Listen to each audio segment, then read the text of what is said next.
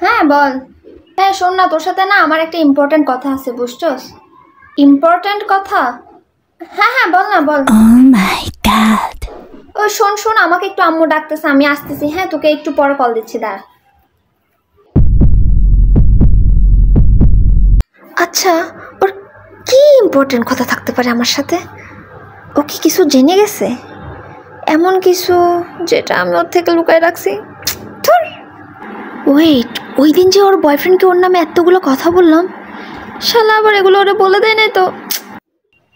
ওর বাসায় গিয়ে ওই দিন ওর কানের দুলটা ভেঙে রেখে আসছিলাম, এটা জানতে পারে নাই তো? ওই দিন যে ওরা ঘুরতে গেছিল, ওইটা তো আমি ম্যামকে লুকাই লুকাই বলে দিছিলাম। নিশ্চয়ই ওকে কেউ এটা বলে দিছে। Oh no! ওয়েট, এটা তো জানার কথা না, কারণ এটা আমি ম্যামকে সিক্রেটলি বলছিলাম। না না, তাহলে কি ইম্পর্টেন্ট কথা? ওর ব্যাগের সুন্দর কিটি ক্লিপটা আমি খুলে নিয়েছিলাম, বেবি এটাও দেখে ফেলছে। এটা ধুর বাবা, কি যে হবে আমি কিছুই বুঝতেছি না। কলও দিচ্ছে না, আর কল দিলে যে কি বলবো মাথা কাজ করতেছে না।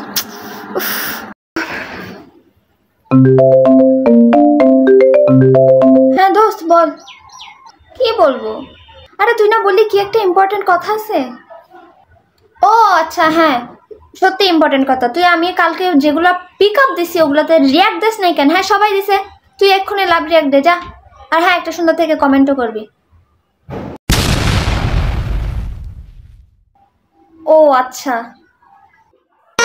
सारी उम्र में जो कर जबड़िया रे